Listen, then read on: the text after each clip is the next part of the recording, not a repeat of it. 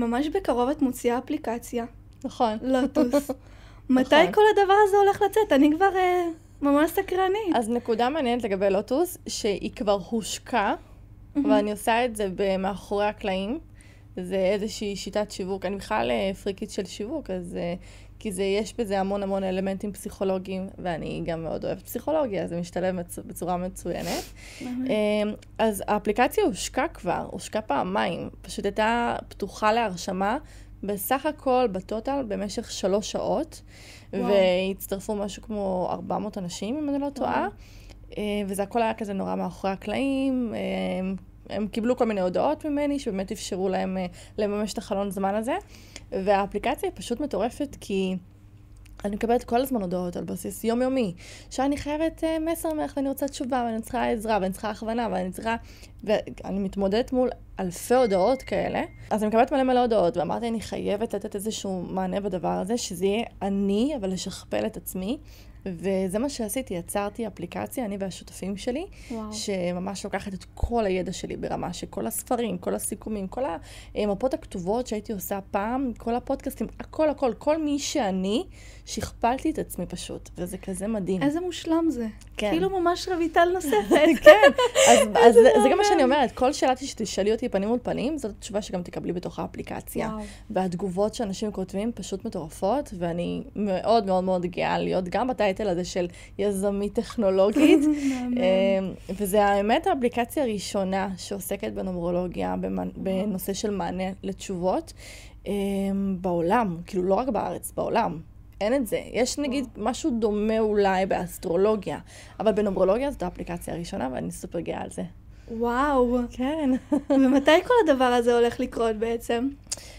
אז לגבי הפעימה הפומבית נקרא לזה, שכולם יוכלו כבר להירשם, וזה יהיה זמין כל הזמן. אני מאמינה שעניין של חודש, חודשיים, אולי אפילו 3 חודשים. אני נורא עובדת על האפליקציה, כדי שתהיה אפילו יותר מדויקת. כי מה ששמתי לב על עצמי, שכל פעם שאני מתחילה משהו, אז יש ביקוש מטורף, אנחנו כזה לא עומדים בעומס, ולא בא לי, את יודעת, להתמוטט אל מול העומס, אז אני רוצה לעשות את זה בצורה חכמה, ומסודרת ומאורגנת. וואו. כן, שכולם יהיו מרוצים. זה נשמע מטורף. זה מטורף. לא, זה ממש מטורף. שכפול שלך, אני בעד. שכפול ממש שלי, כן. ממש, אני מדמיינת את זה כזה קופי-פייסט. כן. מהמם. אפרופו הילדה הפנימית. אני מגיעה מעולם ההתפתחות האישית. מודה, ככה התחלתי בעצם את הדרך שלי, עוד כשהייתי מורה, עוד כשהייתי מלמדת. ורק אחרי זה הגעתי לנומרולוגיה. רק אחרי זה התפתחתי באמת, תשעת, לעולם הרוחני יותר, כמה שהכל מתחיל ונגמר בנו, מעמקי נשמתנו, כמו שאת אומרת, באמת בצורה המדויקת ביותר. ורציתי ככה לשאול, אני יכולה לספר על הילדה הפנימית מבחינה תיאורטית, שזה משהו שבעיניי המון אנשים לא הבינו. כאילו חשבו שהילדה הפנימית זה עוד איזושהי ילדה, והילדה הפנימית זה אולי אפילו איזושהי חברה, לאו דווקא מישהי שזה בעצם מי שהייתי בעבר, הילדה הקטנה שהייתי. אני חושבת שזה גם מישהי שאני היום. אני זוכרת שראיתי לפני כמה זמן, מי שכתבה יום הולדת שמח לי על יום הולדת 32. ואז מישהי אחת כתבה, יום הולדת שמח לילדה בת ה1 שני, ילדה בת ה2 שני, ילדה בת ה20, ילדה בת ה19, ילדה בת ה... זאת אומרת, אנחנו לא חוגגות את היום הולדת של השנה האחרונה, אלא אנחנו חוגגות את הימי הולדת מגיל 0 ועד היום. אז בעצם מה שאת אומרת שאנשים לא מצליחים להבין עד הסוף את הביטוי הילדה הפנימית? כן, אנשים, לא רק שאנשים לא מצליחים להבין, אני רואה את זה המון ברשתות. תראי, בסוף, אם נלך רגע לפרקטיקה, הטכניקה עצמה באיזשהו מקום היא שונה. כי כאילו זה איזשהו דמיון מודרך של תתפסי לילדה הפנימית שבך את היד, וכאילו כביכול אנשים רואים את זה כדמות נוספת. כן. לאו דווקא כאיזושהי שקיפות. כן. וזאת בעצם הטעות הבאמת נפוצה שקורית. אז יש לי דרך ממש טובה להמחיש באיזשהו סיפור קצר. יאללה. לפני כמה ימים הילדה שלי קיבלה מכה מהדלת, כי אני פתחתי את הדלת והייתה מאחורה, וממש קיבלה כזה מכה ליד העין, ואני ממש ראיתי על הפנים שלה שהיא נעלבה וזה נאסף בתוכה, וניגשתי אליה לחדר ואמרתי לה, מה את מרגישה? מה את חובה עכשיו? אז אני רואה שהיא כאילו, היא כאילו רוצה לבכות, והיא אוספת את זה בפנים. אמרתי לה, תוציא החוצה. אני רואה שאת חושבת על משהו, תגידי לי מה את חושבת. ואז היא התחילה לבכות בקול, והיא התייפחה, והיא אמרה, אני כל הזמן מקבלת מכות כואבות. והיא בכתה ממש, כאילו ראיתי שזה כאב לה. ונגיד לא אדל, מישהו אחר, בסיטואציה כזאת, עובר 10-15 שנה, הוא יכול לקבל מכה מאוד מאוד כואבת מתאונת דרכים, או מכל דבר כזה או אחר, או אפילו, סתם דוגמה, שמישהו בעט בו, והוא יכול פתאום לבכות, ולהרגיש עצוב. וזה בכלל יושב על אותה חוויה, בתור ילדה, שאני מרגישה אולי שקופה, או אני לא יודעת מה, כאילו אני מרגישה נעלבת אפילו, שכל הזמן מקבלת מכות, שפתחו עליה את הדלת, שקיבלתי מכה מפה, שקיבלתי מכה משם. אז אמרתי לה, הדלת, תוציא, תפקי, תשחררי את זה החוצה. כי ידעתי שאם אני לא פורקת את הרגש הזה באותו רגע איתה, הוא ילווה אותה גם שנים קדימה, וזאת הילדה הפנימית. כי בחוויות עתידיות, אני יכולה בכלל להתחיל לבכות, או להרגיש כל מיני רגשות של עצב, דחייה, פחד, לחץ, וזה בכלל לא אני בת ה-28, 7, 9, אלא זאת הילדה בת ה-5 שבתוכי.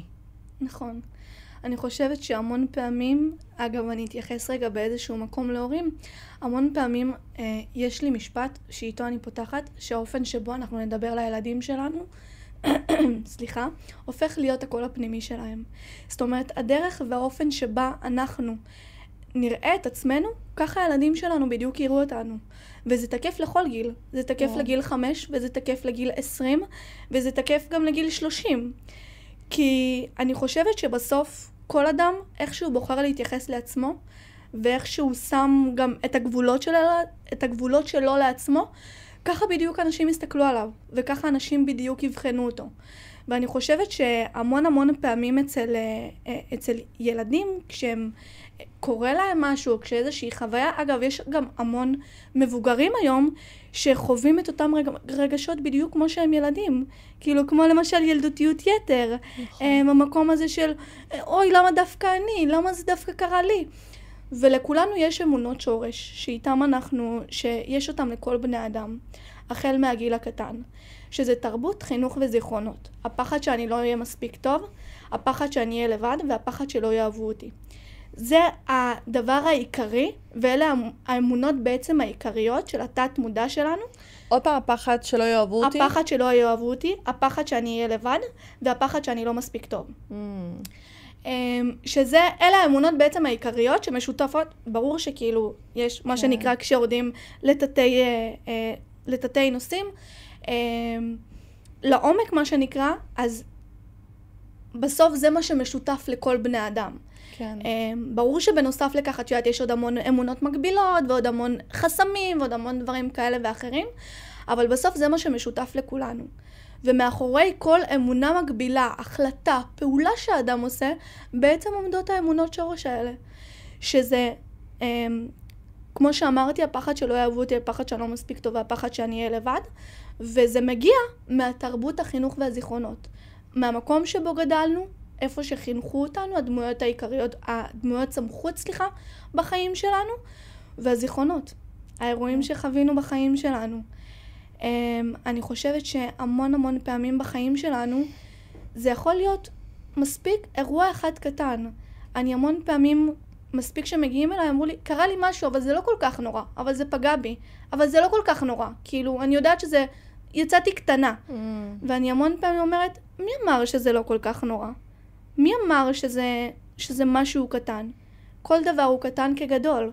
וואו, את יודעת, אני חייבת לחזק את הנקודה הזאת, כי היום בדיוק היה לי בבוקר שיחה עם מישהו, חבר טוב, שאמרתי לו, ההבדל בין מטפלת טובה לבין מטפלת שהיא צריכה רגע עוד כנראה לעשות דרך, זה שהיא לא מתייחסת למה שאת אומרת כשטות, מגמדת את זה, מקטינה את זה, חושבת שזה שטותי, שמזלזלת בזה, אלא אומרת, היי, מה שאת מרגישה עכשיו זה הדבר הכי גדול, הכי משמעותי, הכי מנהל אותך, כי אחרת לא היית מדברת איתי. וזה שאת בכלל מרגישה בנוח לבוא ולדבר איתי על זה, זה כבר מראה לי כמה שאני רגע צריכה להיות לזה מאוד קשובה, ולא לטאטא את זה מתחת לשטיח. המון מטפלות, אני אומרת את זה בהמון אהבה, אבל אני רוצה רגע להגיד לכל מי ששומע את זה, שאולי הולך למטפל או מטפלת, המטפל שלכם אמור לדעת שאם אתם מציפים בפניו משהו, זיכרון, אירוע, רגש, כל דבר, זה מאוד משמעותי. נכון. והם לא יכולים להקטין את זה. ולהגיד איזה שטויות, או זה בקטנה, או איזה... לא, לא, לא, לא, לא. זה עמוק. אל תסתכלו מתוך נקודת המבט שלכם, אלא מתוך נקודת המבט של המטופל. נכון. אז זה סופר חשוב שככה את מתנהלת. נכון, כי אני יכולה להגיד לך על עצמי, אני כילדה הייתי חווה המון דברים רגשיים והמון חרמות, בין אם זה בבתי ספר, בין אם זה בכל מקום שבו הייתי, שזה מה שגרם לי, אגב, להיות בתוך נקודה היום שאני כל הזמן לומדת.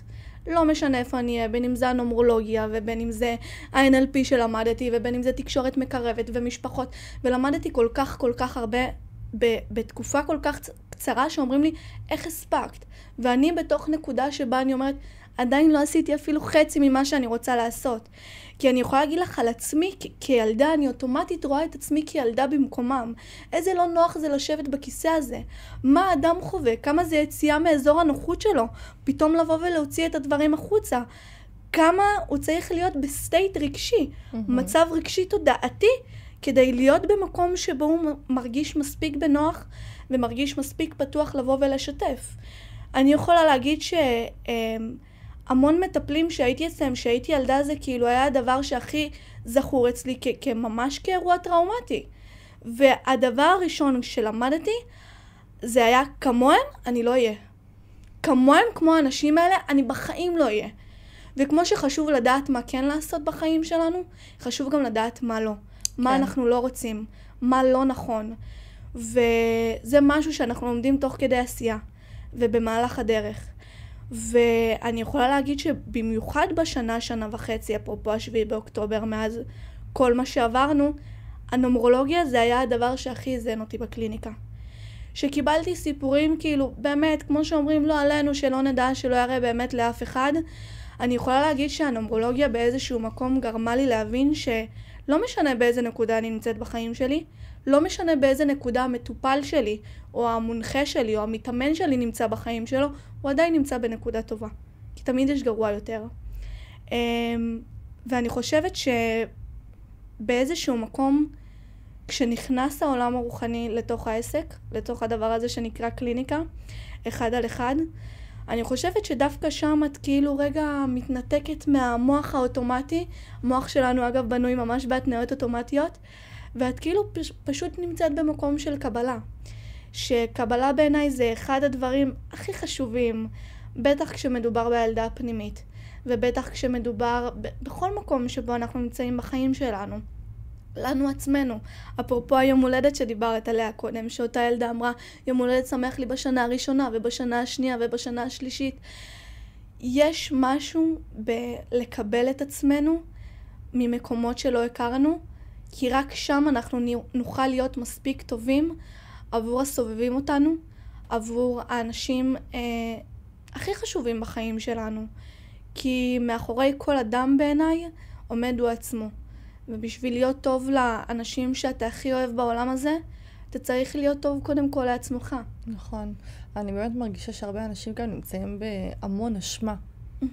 כלפי בחירות, פעולות, מילים שנאמרו. כמה אנשים אוכלים את עצמם בפנים על למה אמרתי את זה, ולא הייתי צריך להגיד את זה, ואיזה מטומטם אני, ואיזה מטומטמת אני, שאמרתי את הדבר הזה, ולא הייתי צריכה להגיד, היי, קצת חמלה. נכון. הכל בסדר. אנחנו אנושיים, אנחנו לא מושלמים, ואם מישהו בסביבה שלך יחשוב עליך מחשבה שלילית כזאת או אחרת על מה שאמרת, אולי הוא לא צריך להיות בסביבה שלך.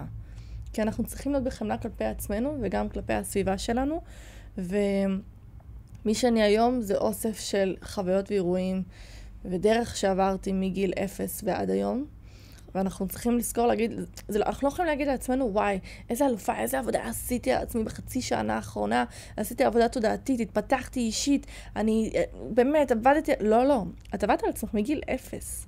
נכון. פשוט עכשיו אולי הווליום אחר, אולי הפוקוס הוא אחר, אבל אנחנו כל הזמן בעבודה פנימית. נכון. כל הזמן. אז אנחנו צריכים לתת קרדיט על כל רגע ורגע שאנחנו חיים. זה כמו שאני המון רואה באינסטגרם שלך, המון מנטרות יומיות. כאילו, כשאת מעלה נגיד שבילי גורל, או מסתרים, או דברים כאלה ואחרים, ואני כזה, יו, זה היה כל כך מדויק, כי את באמת עושה את זה ברמה הכי מדויקת שיש, וכאילו, מה שנקרא, בול פגיעה למטרה. ואני חושבת שהמון אנשים שהם לומדים לשחזר איזושהי מנטרה, זה דווקא ברגעים הבאמת קשוחים כביכול בחיים, או דווקא ברגעים שבהם אני נופל, אני פתאום לומד איך לקום, פתאום המשפט הזה דווקא מעצים אותי. אגב, לדוקטור ברנה בראון, שהיא עובדת סוציאלית ואישה מאוד מאוד מוכרת בעולם, אפרופו כנסי TED, העולם של ההתפתחות האישית, באמת הגדולים בעולם, יש לה מנטרה שהיא קבועה, כמעט קבועה, משתמשת בכל הספרים שלה, שהיא אומרת, די בי כמו שאני. כאילו, די, זאת אני, תקבלי אותי. כאילו, מספיק עם כל החרטות, מספיק עם כל האשמות, מספיק עם כל הבושה. היא המון פעמים מדברת על בושה, אשמה וחרטה. כמה שזה חלק עד שאת מקשת הרגשות ומהחיים שלנו. וכמה את באמת בסוף רוצה לנצח את עצמך, את מי שאת. אני חושבת שאפרופו עולם העסקים, או אפרופו סביבה מנצחת, אפרופו ביטחון עצמי, בסוף התחרות הבאמת גדולה היא, זה בינך מול עצמך. זה כמה את באמת מוכנה להגשים את עצמך. כמה את באמת מוכנה לשבור שיאים מול עצמך. שאגב, שיא זה לא חייב להיות כסף, למשל. זה יכול להיות משהו שקשור לביטחון שלך, משהו שלא העזת מעולם לעשות.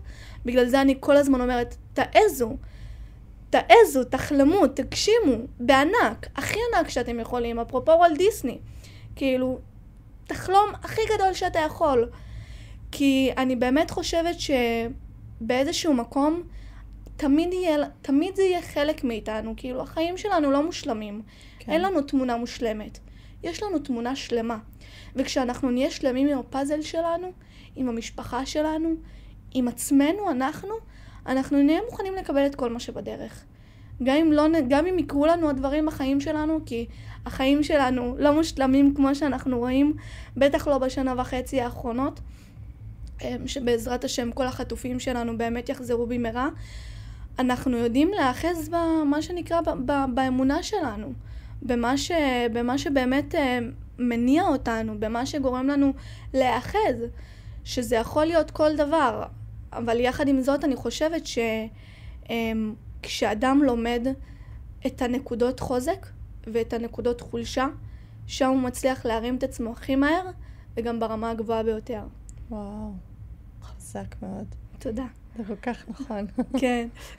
אני חושבת שהמון פעמים בהרצאות של ברנה בראון, יש לה המון ספרים, אבל קבוע שהיא מדברת על ערך עצמי, כאילו צוחקת על עצמה. כאילו אומרת, נתנו לי את הכריכה הזאת מתחת לפיל, מה הם נפלו על השכל, כאילו מה הם השתגעו, מה קורה להם. טוב, נו, הכריכה הזאת זה יותר טוב, זה פחות טוב. והיא כאילו אומרת, תראו מה זה בין רגע, למרות שעמדתי מול מיליונים, ולמרות שיש לה איזה סרטון ביוטיוב שהוא מעל ל8 מיליון צפיות, היא אומרת, תראו איך עדיין, אני בעצמי, הצליחו להוריד אותי עד למתחת לפני המים, לפני הקרקע, כאילו תראו איך בין רגע, המוח שלי כאילו השתגע, הייתי חייבת להתקשר לבעלי, כאילו הייתי חייבת, כאילו, תראי מה זה, תזכורת, פרופורציות. איך בין רגע, בן אדם כאילו, מהטופ, מהכי גבוה שיש, פתאום מוצא את עצמו עד ממש ממש נמוך. וואו. זה מטורף. מטורף. ערך עצמי אמיתי זה אחד הדברים החזקים. נכון. אני חושבת שבלי ערך עצמי לא משנה כמה אדם יצליח, הוא לא יראה בסוף את ההצלחה שלו. ואז מה זה שווה?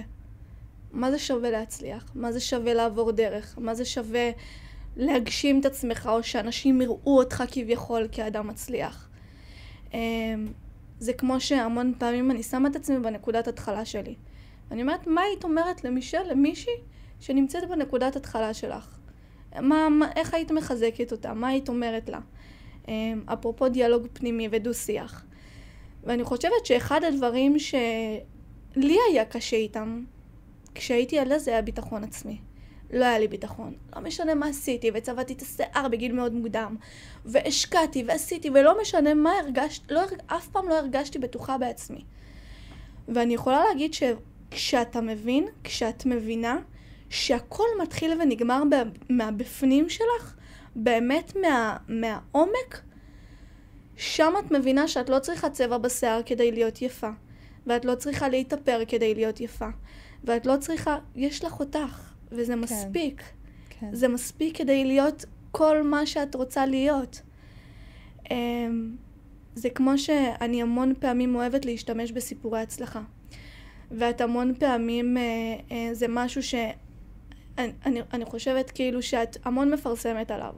שבגיל 18 ישר התחתן, וזה היה ישר ילדים, ולא תמיד היה, ואני חושבת שזה ההוכחה לכך כמה שלא צריך לגדול בבית מצליח בשביל להצליח בעצמי, או בשביל לחוות את ההצלחה הזאת. ובא לי ככה לשאול אותך, מה היית אומרת לילדה בת 18, שנמצאת באותו מקום בדיוק כמו שלך, ורוצה לחלום, ורוצה להתפתח, ורוצה להעז? וואו, שאלה ממש טובה. אני הייתי אומרת לרויטל הבת ה-18, קחי את החלומות שלך, תכפילי אותם במיליון.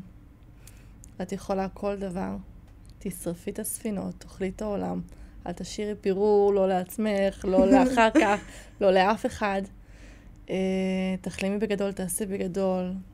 העולם הזה הוא אין סוף של אפשרויות. נכון. והגענו לעולם הזה עם שפע, ובורא עולם מרעיף עלינו שפע בכל רגע ורגע.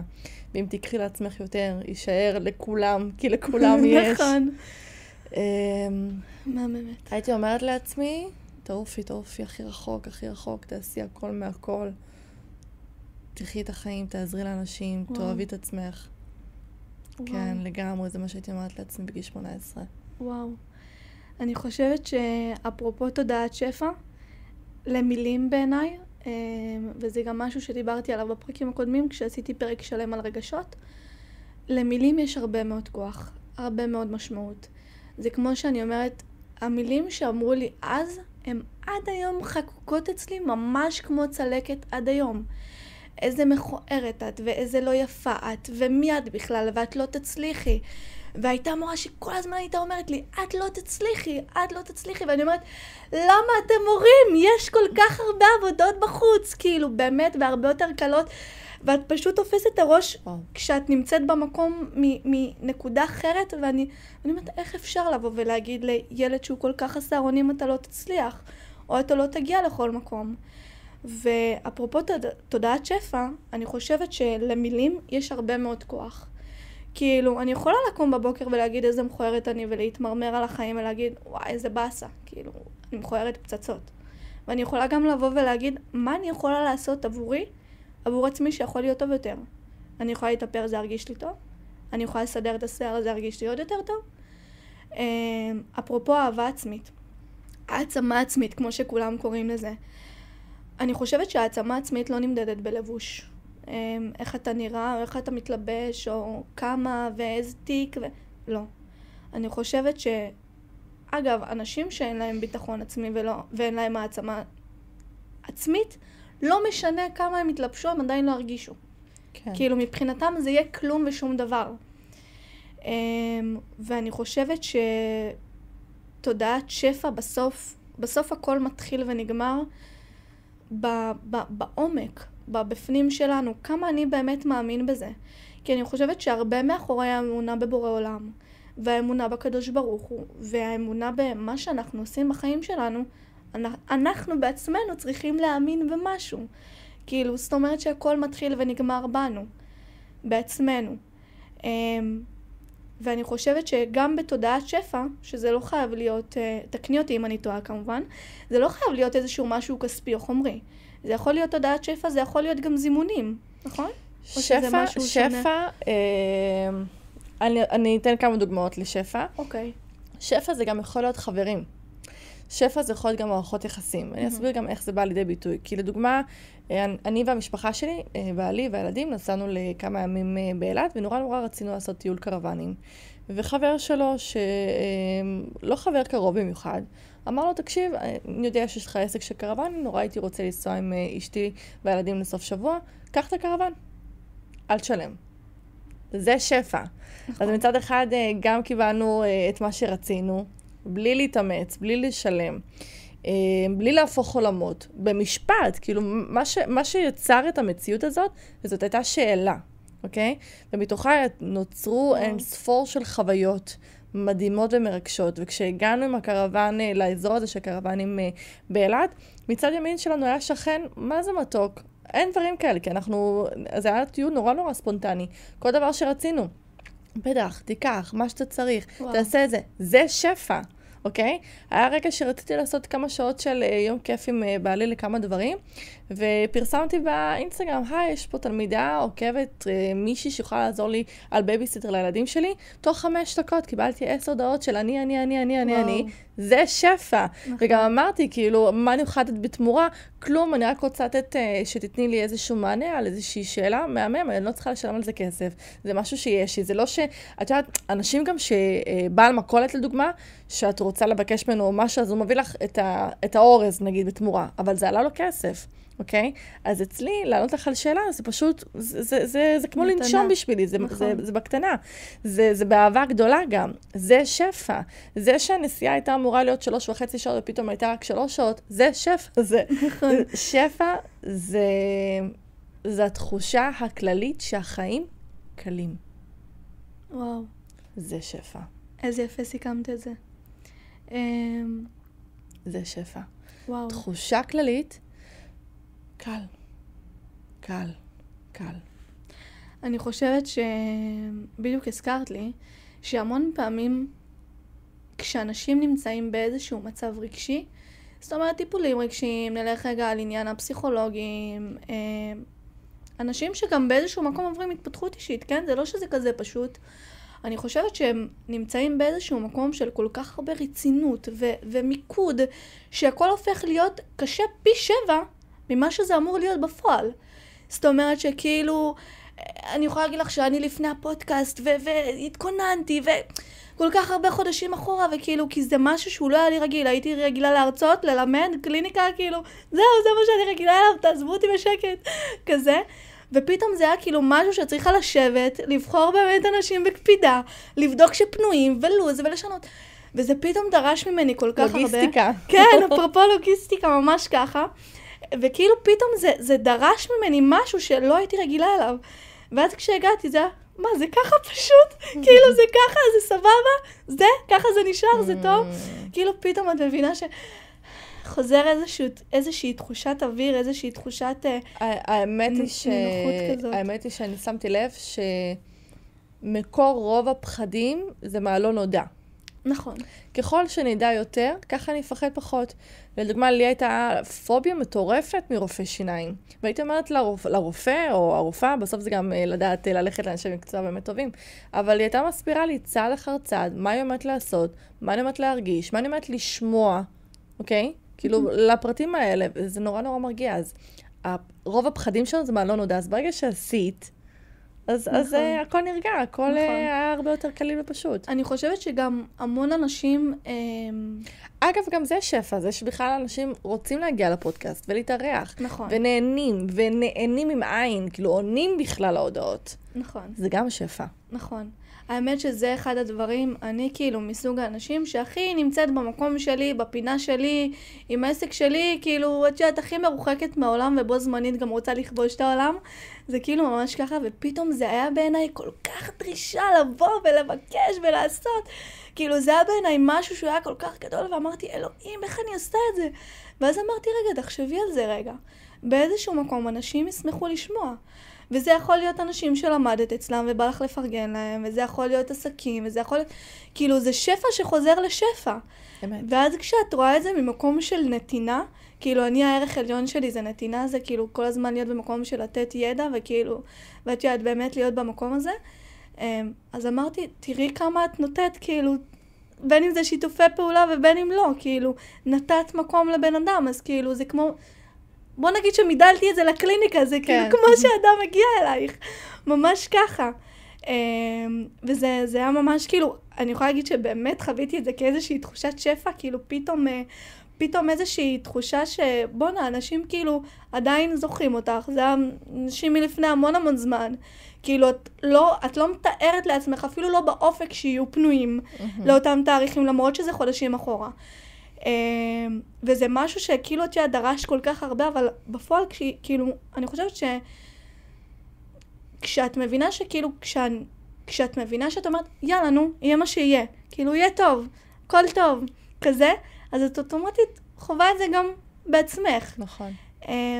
אני חושבת גם כשאנשים לוקחים את החיים ברצינות מדי, זה גם משהו שהופך להיות פחד. זה כאילו אני מפחד מלא להיות רציני, כי אז איך יראו אותי כשטוטניק, כטמבל, כמצחיקול. אני יכולה להגיד לך שרוב הילדות שלי הייתי מצחיקה. הייתי כאילו שטוטניקית כזאת, שאמרתי שאני הולכת להיות מטפלת, תגידי לי, את בסדר? מה קורה איתך? כאילו, מה עובר עלייך? וזה היה כאילו הכי מהמקום שלי, וזה, אגב, הגעתי לעולם של ה-NLP, כאילו, הכי במקרה שיש, הכי מה שנקרא במקרה ומדויק. ולאט לאט אנשים הבינו. אני חושבת שאפרופו פרסונה, אפרופו טייטל, דברים שאתה משיג בחיים שלך, זה משהו שאתה בונה אותם בעצמך. לא כל דבר קורה ברגע. נכון. לא כל דבר קורה בשנייה. המון אנשים רוצים הכל בכאן ועכשיו. כאילו, תביא לי עכשיו. אם לא עכשיו, אז לא. אני לא מוכן. ואנשים צריכים להבין שזה משהו שהוא צריך להיבנות. זה משהו שלוקח זמן. זה כמו שאני רואה היום המון נערים, שאגב, יש בזה משהו מאוד טוב, ויש בזה משהו שהוא קצת פחות. לא מזמן פגשתי, מקרי בהחלט, ילד בן אולי 11, שיש לו עסק לשיווק עם מעל 30,000 עוקבים. הוא שף, קונדיטור, מאוד מצליח, מאוד אנשים מאוד גדולים היו אצלו. וכאילו אני תוהה לעצמי באיזה רמת התפתחות ובאיזה מקום הילד נמצא בשביל להיות בדבר כל כך גדול. שזה משהו שהוא מצד אחד טוב, כי הילדים לומדים לטרוף את העולם, ומצד שני יש בי את המקום הפרימיטיבי קצת, שגדלתי בו, שזה כאילו, אתה צריך ללמוד, אתה צריך להשקיע בבית ספר, אתה צריך להצליח, אתה צריך... כאילו, את מצליחה להבין מה אני אומרת? כן. אני אומר משפט שכשלי אמרו אותו, היה לי מאוד קשה לשמוע אותו, אבל זאת האמת. בן אדם שהוא נמצא בצמיחה מהירה, ברמה העסקית, נקרא לזה ככה, ברמת הקריירה, זה הרבה פעמים מתוך כאב אדיר. אוקיי? וואו. מתוך בריחה אל מול התמודדות של אירועים, מאורעות, רגשות, דברים שחוויתי. אני מדחיק את זה, ואני לוקח את ההדחקה הזאת ככוח להנאה קדימה. בסדר? אז כשאני רואה ילד בן 11, 12, 13, וגם שיהיה בן 19, רוצה לטרוף את העולם, לרוב זה הרי לי סימן לא טוב. במיוחד עם ההורים שלו, הם באו מחיים נורמטיביים ופשוטים, רגילים, נקרא לזה ככה. אז במיוחד שם אני רואה שזה עוד יותר כאב אדיר, ואני גם הרבה פעמים רואה, לדוגמת הילדה שלי, היא מפעילה מדיח או מפעילה מכונה, כי היא התעקשה שאני אראה לה איך עושים את זה. ואני אומרת לה, אדל, את כאילו, תהני את ילדה, צעירי, קשקשי לי על הקיר, כאילו, תלכי בואי נזמין חברות, אל תתעסקי בזה, יהיה לך את כל החיים להתעסק בזה. נכון. אני מבחינתי רוצה שילדים יחוו ילדות עד הסוף. ואני חושבת שהגיל המדויק ביותר, שוב, מתוך כל הניסיון וממה שראיתי וחוויתי מול עשרות אלפי אנשים שעברו אצלי, גיל 25-6, שם אתה מתבסס ברמת האופי שלך.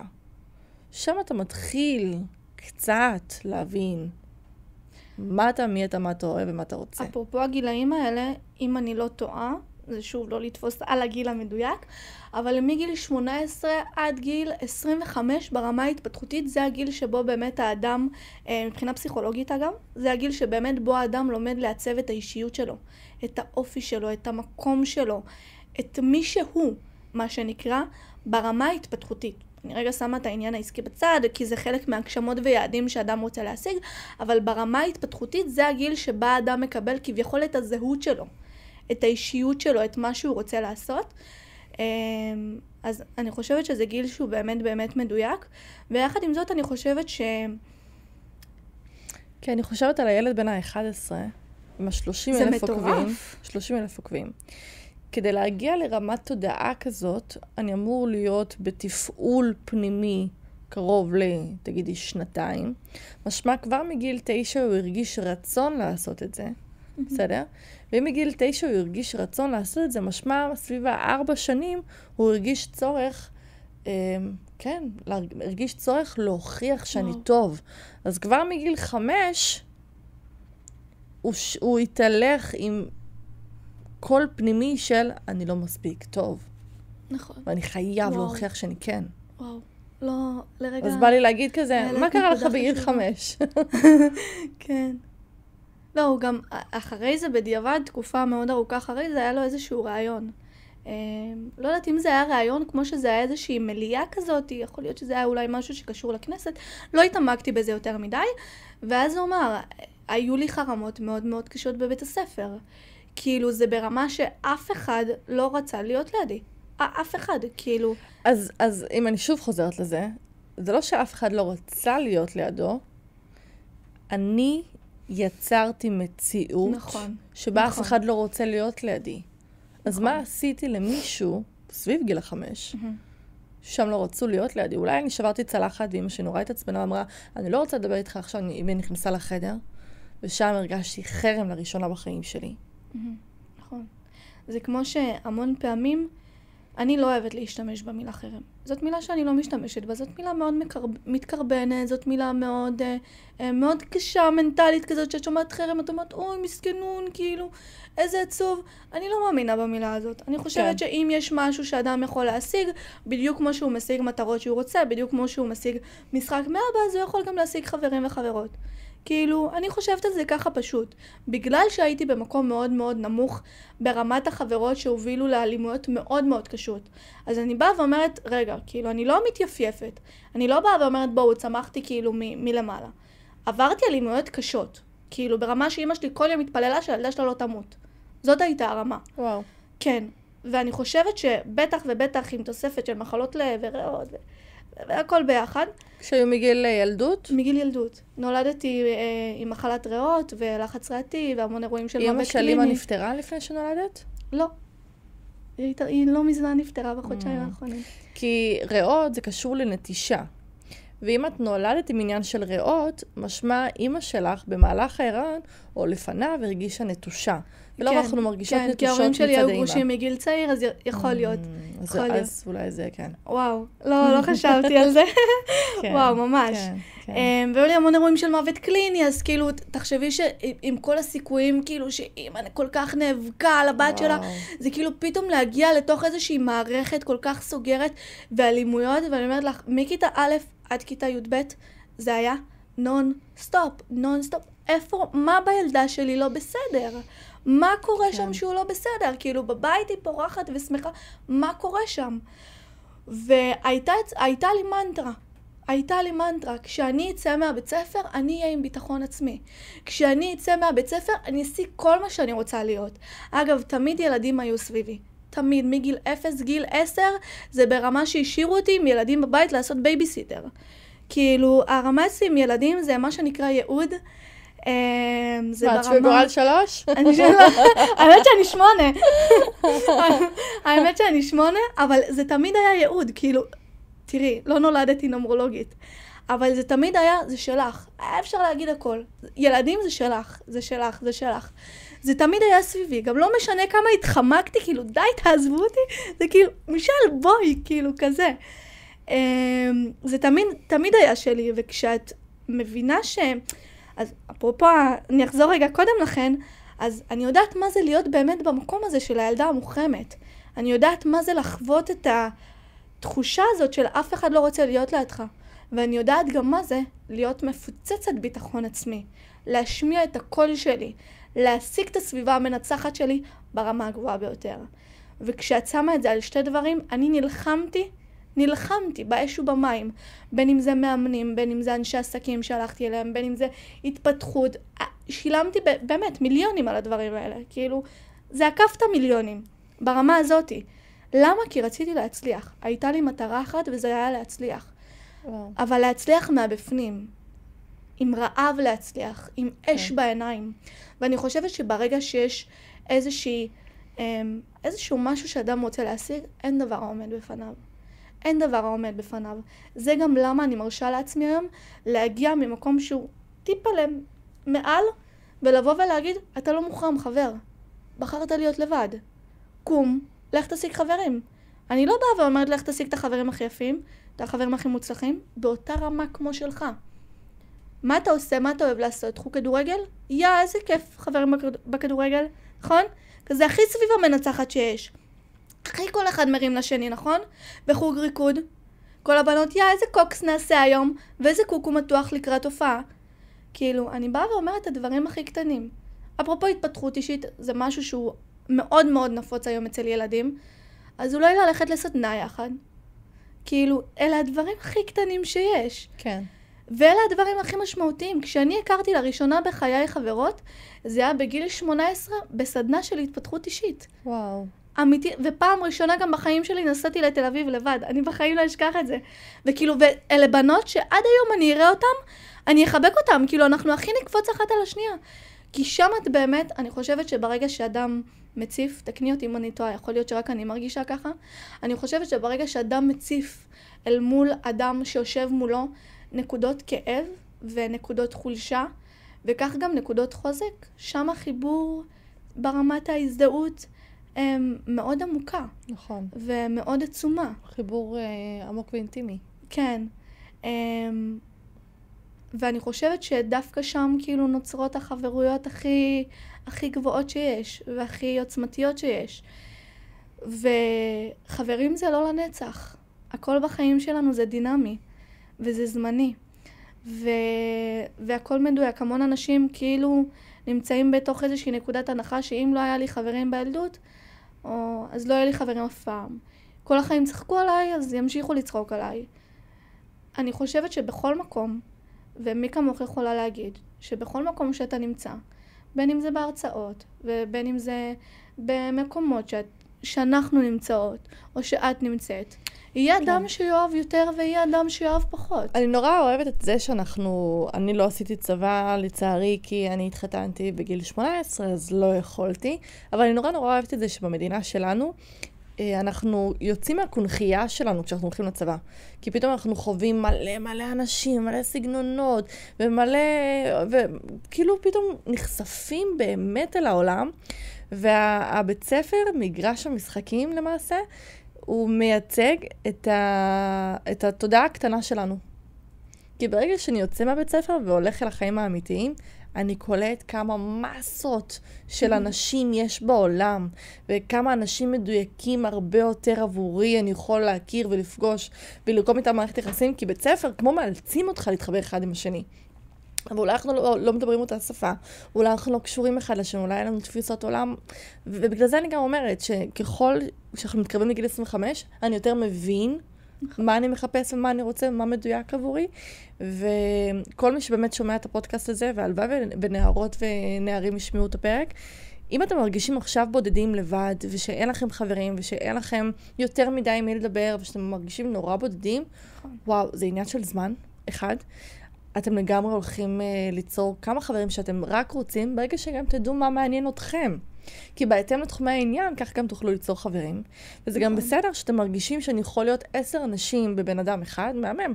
אז חבר לבן אדם הזה, וחבר לחלק הזה שבתוכי, וחבר לחלק הזה שבתוכי. אני מכלול של המון דברים. אני לא רק אותו הדבר מהבוקר עד הערב. אני משתנה ואנחנו משתנים, ואנחנו יצורים שמתפתחים.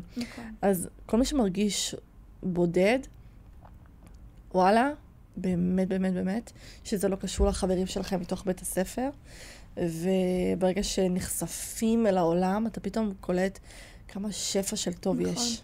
אני חושבת שאנשים יבינו את זה רק ברגע שהם באמת, מה שנקרא, יפתרו או יעצימו את הילדה או את הילד הפנימי שבתוכם.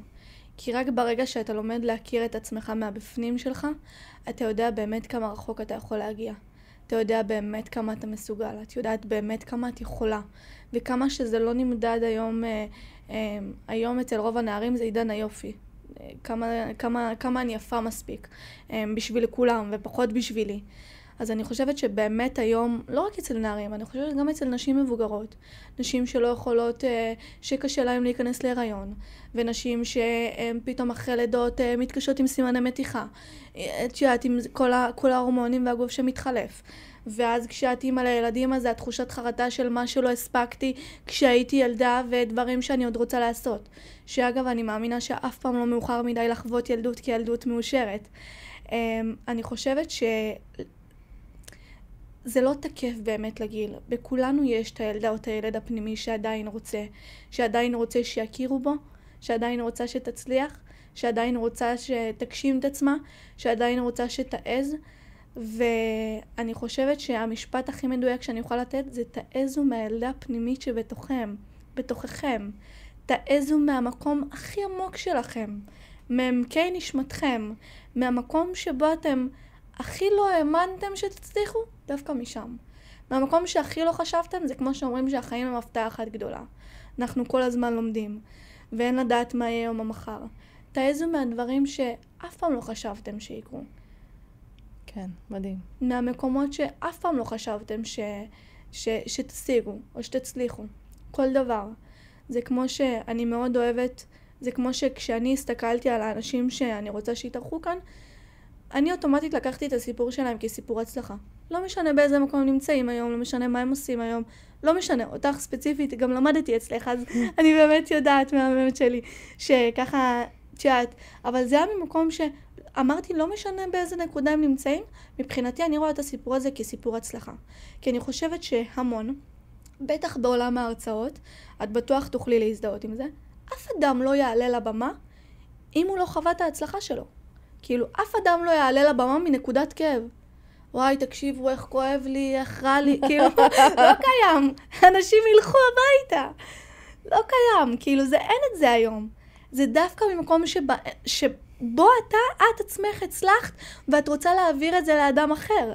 כן. כאילו, מהמקום שבו, וואי, אני ארשה לעצמי רגע לקחת את זה. אני עוקבת אחרייך הרבה לפני שפתחת את האקדמיה. כשעוד היית עושה ייעוצים בבית, וכאילו ממש, אני חושבת רק עכשיו נרשמת לקורס? רק רק עכשיו? הכל מדויק. ברור שהכל מדויק. לא, אני עשיתי אותו כבר לפני שנה נראה לי. לא יודעת כמה זמן עבר. לא משנה, בכל מקרה. אז אני חושבת את מסוג, כאילו, אני יכולה להגיד עלייך, אני רגע לא אתייחס לשאר, ראו את ההתפתחות שלך לאורך כל הדרך. זאת אומרת שהיה לך איזשהו פלור, איזושהי זרימה, שראו אותה לאורך כל הדרך. כשקיבלתי ייעוצים וכשרק פתחת האקדמיה והכל היה עדיין כזה חדש והפרקטים כזה עדיין היו, כאילו, ראו את ההצלחה שלך ואת הדרך שלך מהמקומות הכואבים, הפחות טובים, בוא נקרא לזה ככה, ומהמקומות שיותר טובים. ואני חושבת שדווקא היום, בנקודת זמן הזאת, שהיום הקהל הוא הרבה יותר רחב, נכון? כאילו אני חושבת שהיום זה רק באולמות שהם באמת באמת גדולים. אני חושבת שהיום באמת אנשים יודעים לראות את זה באיזשהו מקום כסיפור הצלחה. לא רק כמורה, לא רק כמרצה, לא רק כנומרולוגית, לא רק כממש סיפור הצלחה.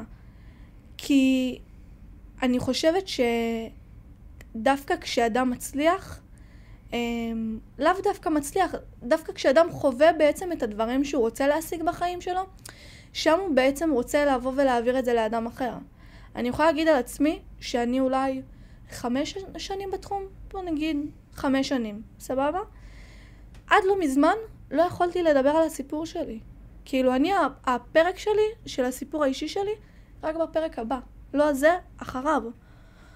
כאילו, לקח לי המון המון זמן כדי לאסוף את השברים ואת הנקודות, ולהיות מספיק חזקה ומספיק שתמה, כי היום הרשת גועשת בשיימינג ובטוקבקיסטים ובאנשים שפשוט קל להם לכתוב, ואנשים שבאמת סליחה משעמם להם. אנשים פשוט עושים מה שבא להם היום ברשת, שאתה צריך להיות מספיק חזק כדי להתמודד. כן. מספיק חזק כדי להיות רגע. כמו שאני חושבת שהמון פעמים את אומרת, שנייה, אני ייצרתי את השיטה הזאת. אני באמת יודעת מה עומד מאחוריה, כאילו, הכל בסדר. ואת נותנת באיזשהו מקום, כמו שאת נותנת סמכות, ככה את נותנת גם נוחות. כאילו של, אני יודעת מי עומד מולי, אני יודעת מי נמצא מולי, אני עומדת מאחורי מה שאני אומרת. וזה משהו שהוא מאוד מאוד יפה לראות. ולא רק שזה יפה לראות, אני חושבת שדווקא מהמקום שאת עשית הכל בעצמך, לא ראינו אותה מאחורי הקלעים. אבל זה משהו שעדיין ראינו. כאילו, את מצליחה להבין מה אני אומרת? כן. זה משהו שהוא, לא הייתי איתך, כאילו, שיצרת הספר, אבל זה משהו שעדיין היה אפשר לראות. וואו. כי זה משהו שעמדת מאחורי זה. ואני חושבת שהמון פעמים אנשים היום, הדבר הראשון שהם מרשים לעצמם, רגע, הוא לא בא ומראה את הכאבים שלו, הוא לא בא ומדבר על המשפחה שלו, הוא לא בא ומדבר על עצמו. הוא גם לא חייב. כאילו המון אנשים חושבים שאם אתה מצליח, אתה חייב לספר את הסיפור שלך. אתה חייב לבוא ולדבר על מה שאתה חווה. ואני דווקא המון פעמים מדברת ממקום של הזדהות. תראי, לא רק את עברת תקיפה מינית, לא רק את עברת גירושים, לא רק את עברת הפלות. זה המון פעמים ממקום של הזדהות. לאו דווקא כדי לבנות איזשהו משהו שלם שקשור אליך. ואני חושבת שדווקא ברגעים שבהם אדם יודע להפוך את הסיפור שלו לסיפור הצלחה, זה ברגעים שהוא באמת שלם עם עצמו. תקני אותי אם אני טועה, שלם עם עצמו, אבל עם הבפנים שלו, כאילו, כן. ממש עם הילדה הפנימית. כן, או לא חייב שזה יהיה בשלמות הרמונית, כמו שאני אפילו במודעות שיש ילדה פנימית, שלפעמים היא מפעילה אותי, שלפעמים היא מנהלת אותי, שלפעמים אני צריכה להיות קשובה אליה יותר, לפתור אותה, לרפא אותה יותר. אפילו המודעות הזאת כבר עושה אפקט מאוד גדול. נכון. לא חייב שאני אהיה בריפוי מלא ומוחלט אל מול כל חוויה וחוויה שחוויתי בתור ילדה. נכון. זה כמו שאני המון פעמים מדברת על גוף ונפש, ועל תודעה בריאה ועל מיינדפולנס, וכשהתחלתי את הדרך ציפיתי לתהליכים כל כך מפרכים, כי את יודעת, יצאתי בדיוק כמה חודשים, בדיוק בשיא השביעי באוקטובר, וכאילו את מצפה, את יודעת, לדברים באמת משמעותיים, וכל מה שאנשים ביקשו ממני זה, תקליטי לי דמיון מודרך, תקליטי למדיטציה, מיינדפולנס, כאילו, דברים הכי קטנים שיש, ופתאום את מגלה שהצלת לאותו אדם את החיים, כאילו, הצלת לאותו ילדת המשפחה, הרגעת אותה מסטרס, מלחץ, מתסכול, מכאב, מהדברים הכי קטנים שיש, שמה שבעינינו זה צ'יפס, בעיני אדם אחר זה עולם ומלואו.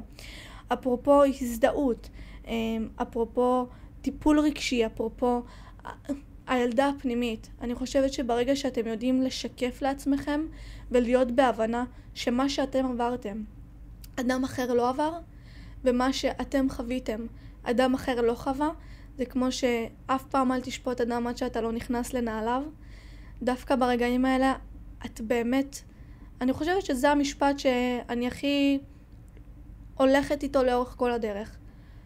כי בסוף מהדברים הכי קטנים, הם אלה שהעצימו אותנו, ומהם הפכנו להיות מי שאנחנו היום. כן. וואו. ואני חושבת שוב, כל הצלחה היא קטנה כגדולה. כאילו, בא לי להגיד שפשוט תפסיקו לראות צעדים כגדולים. זה לא חייב להיות משהו גדול. מספיק שזה גדול עבורכם, מספיק שזה גדול עבורך, מספיק שזה משהו משמעותי לך. מי אמר שזה חייב להיות משמעותי לסביבה שלך? או לאנשים שעוקבים אחרייך? מי אמר שזה חייב להיות משהו שהוא גדול עבורך? זה כמו אני ממש רוצה להוציא לאחרונה ספר ילדים.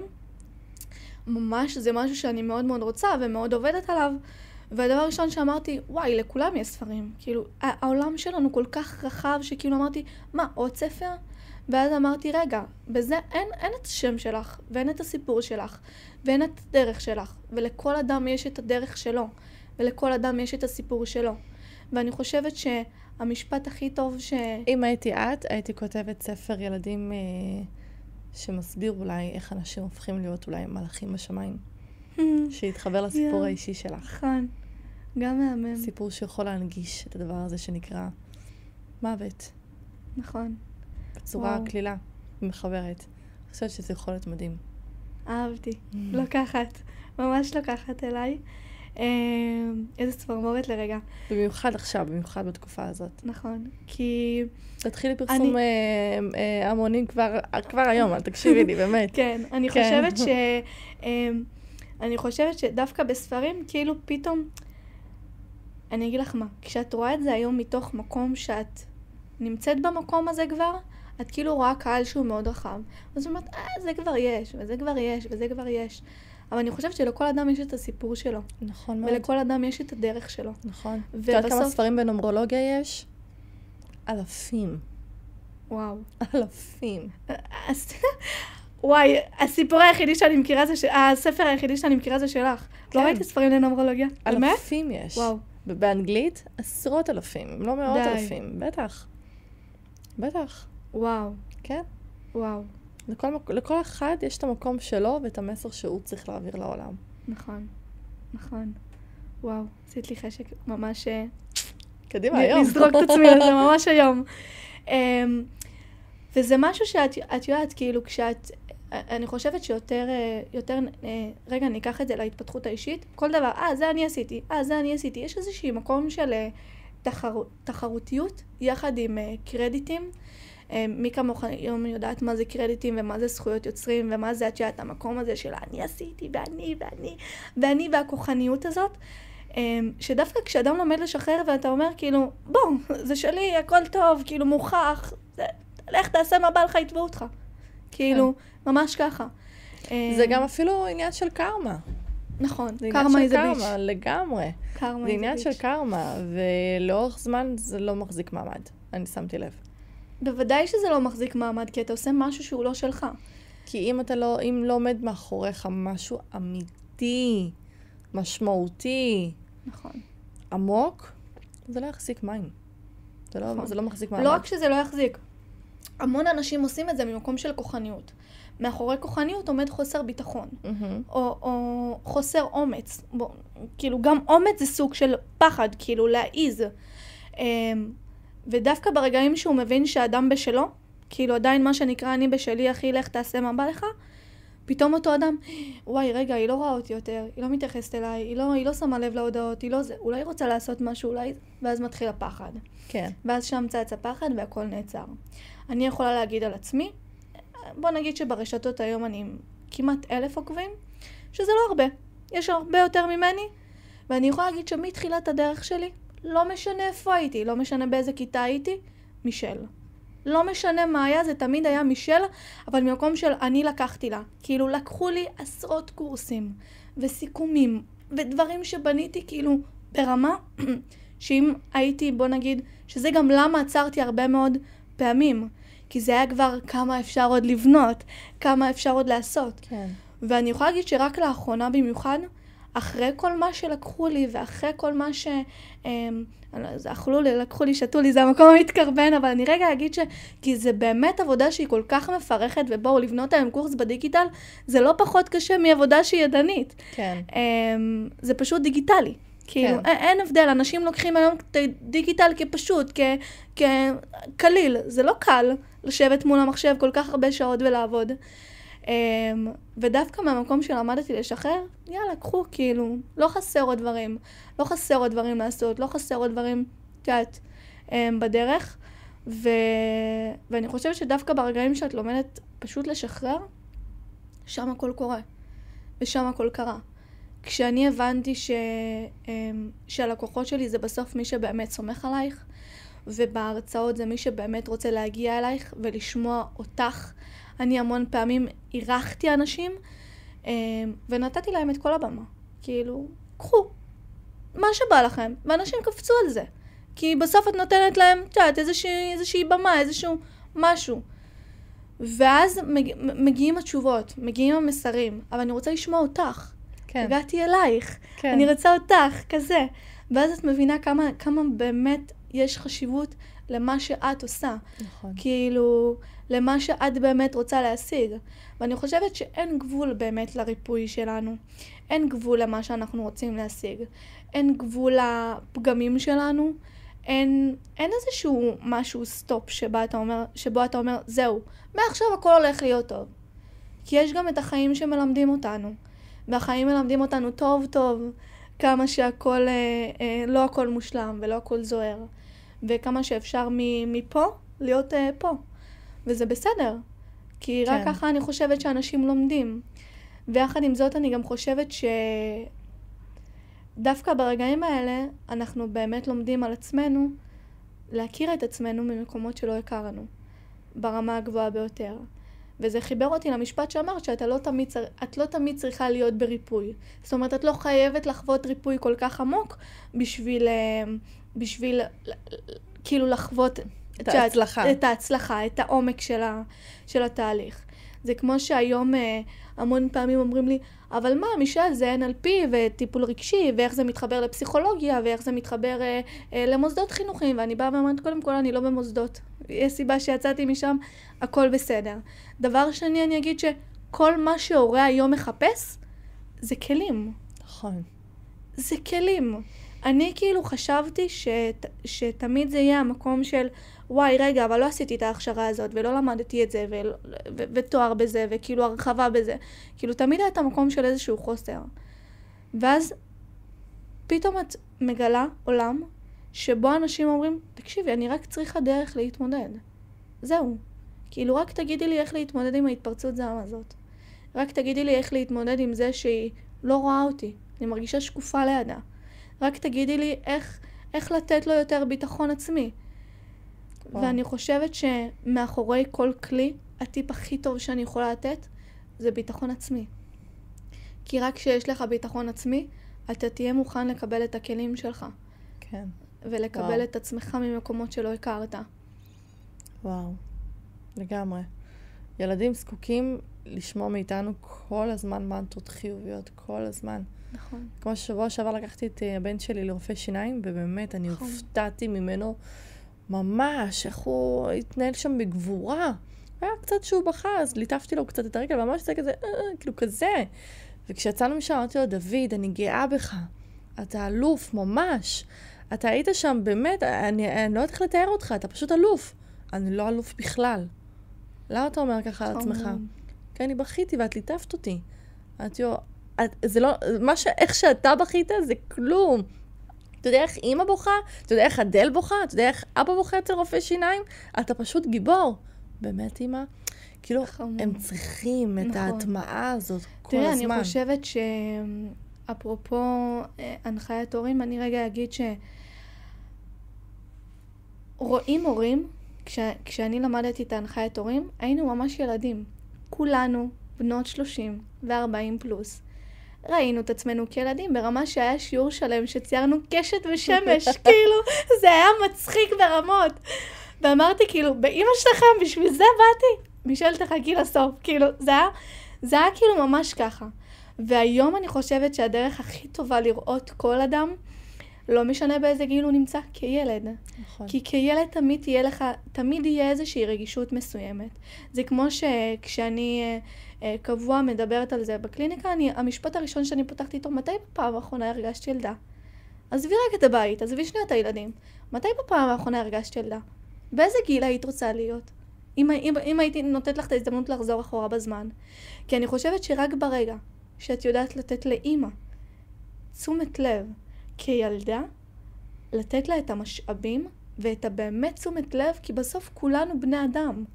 ככה אנחנו צומחים, ולכולנו מגיע את התשומת לב הזאת. רק ככה הוא יאהב אותך ותהיה שם עבור עצמה ועבור הילדים שלה ברמה הכי גבוהה שיש. זה כמו שאני אגיד עכשיו איזשהו משפט שאני מאוד מאוד מאמינה בו, והמון הורים לא יסכימו איתו, בטח ההורים שהם כל כך שמרניים, שאני תמיד אומרת, הרבה לפני הילד זה קודם כל את. הרבה לפני הילדים, הרבה לפני העבודה, הרבה לפני הבית, הרבה לפני הכל. זה קודם כל את. כי רק ברגעים שבהם את תדעי להעניק לעצמך את מה שאת באמת צריכה, את תהיי בפור על הבית ועל הילדים ועל הכל יחד. ותעשי את הטוב ביותר שלך. זה כמו שהמון פעמים זה מגיע במקום שלו, אני לא מספיק טובה, אני לא מספיקה כלום, אני לא יודעת, כל הזמן זה אני לא יודעת, ואני תמיד אומרת שזה כמו שאני תמיד פותחת כשאני רואה את כל הגילאים, את אימא? יש לך אצלי כבר נקודת בונוס. כי בעיניי כל אימא היא אימא טובה דייה. היא אימא שעושה את הטוב ביותר שלה עבור ילדיה. גם אם... וזה לא נמדד בשום דבר שבעולם. תמיד אימא עושה את הטוב ביותר שלה. ותמיד אימא תעשה את הכי טוב שלה. עבור עצמה ועבור ילדיה. אבל קודם כל זה אמור להיות עבור עצמכם. עבור ההורים. כי הילדים בסוף לוקחים מכם דוגמה. זה כמו שכשאני הגעתי לתוך מערכת החינוך, אמרו לי, תקשיבי, את הדוגמה לתלמידים שלך. איך שאת תתנהגי, הם יתנהגו. הם יראו אותך צורחת, הם יצרכו גם. ואז זה הפוך להיות השם ישמור, כאילו המנהלת תיכנס לכי הביתה. הם יראו אותך בשקט, הם ילמדו לסגור פיות. ואני חושבת שזה תקף לגבי כל גיל, לגבי כל דבר בחיים שלנו. להיות במקום שבו אתה משמש דוגמה, עבור עצמך, קודם כל, ואז עבור הסובבים אותך. ככה אנשים לומדים לראות אותך, לומדים להכיר אותך, לומדים להיות איתך באש ובמים. ואני חושבת אפרופו המשפט שהאופן שאנחנו נדבר לילדים שלנו הופך להיות הקול הפנימי שלהם, אני חושבת שמספיק שתבואי בן רגע, אוי שזה קוקו אני, איזה סתומה אני, איזה לא טובה אני, הדברים הכי קטנים שיש, כאילו זה מה שלילד נצרב, שאמא לא טובה, שאמא לא יודעת, שאמא לא מצליחה. וזה מחזיר אותי לילדה הפנימית. שבעיניי זה תקף לכל אדם. לא משנה באיזה מקום הוא נמצא, ולא משנה באיזה נקודת זמן הוא נמצא או נמצאת בחיים שלה. אני חושבת שהמון פעמים בחיים שלנו אנשים אומרים, זהו, כבר הגעתי לגיל, כבר מאוחר מדי. ואני באה ואומרת שאף פעם לא מאוחר מדי לחוות ילדות כילדות מאושרת. אף פעם לא מאוחר מדי להגשים, להעז, לחלום. לעשות. אני חושבת שאם רגע נחבר ונסכם ככה את עולם הרוח ועולם החומר, ונגיד לכל מי שנמצא כאן, ברשותך, שתתחברו לעצמכם מעמקי נשמתכם, מהמקום שבו אתם הכי מאמינים, הרבה לפני כל האמונות בבורא עולם, במה שאתם מאמינים בו, קודם כל בעצמכם, מתוך שורשי האמונות שלכם, המקום שבו אתם הכי מאמינים, תעצימו את עצמכם. אין אדם שלא ראוי, אין אדם שלא יכול, אין אדם שלא יכול להגשים, לעשות. ואם אנחנו כאן, אז כל אחד יכול. יש לי אנלוגיה ממש טובה לזה. שכל הזמן אני שומעת אנשים כאילו בפחדים. איך אני אסתדר, ומה אני אעשה, ומה יהיה לי, ואני לא יודעת, ואני צריכה עזרה, ואני צריכה שמישהו... לא. מי מלביש אותך בבוקר? את. מי הולך ועושה ארוחה בערב בבית? את, כי את גם קנית קניות, ואת עבדת, ואת עשית, ואת חתכת. מי מבריש לך את השיער, ומי שוטף לך את השיער, ומי לוקח ויטמינים, מי עושה את כל זה? את לעצמך. וכשאני אומרת לאנשים, יש לך אותך, וזה נורא מעצבן, כי זה באמת משפט מעצבן שלא מבינים אותו, את עם עצמך. יש לך אותך, את אף פעם לא באמת לבד, את בדו שיח פנימי כל הזמן. את בשיתוף פעולה מלא ומוחלט בין הנשמה, הרוח והגוף שלך כל הזמן. אז אין באמת לבד, את כל היום באינטראקציה פנימית. לא לפחד מכלום. תטפחי את הקשר שלך עם עצמך. תעשי רק מה שעושה לך נעים, רק מה שאת רוצה. וכשאת מופנמת, וכשאת שקטה, וכשאת נוחה לבריות, את לא נוחה לעצמך. את עושה עוול עם עצמך. כי אז קורה משהו ואת מתרחקת מאנשים או עושה כל מיני פעולות, אז הרבה אנשים אומרים, מה, אני נוח, אני לא, אל תהיה מאופק. משהו מפריע לך, קום, דבר, תעשה. זה להיות נאמן לעצמך, כשבן אדם נאמן לעצמו, הוא אוהב את עצמו. נכון. רויטל כהן, תודה רבה. מהממת שלי, תודה. תודה לך.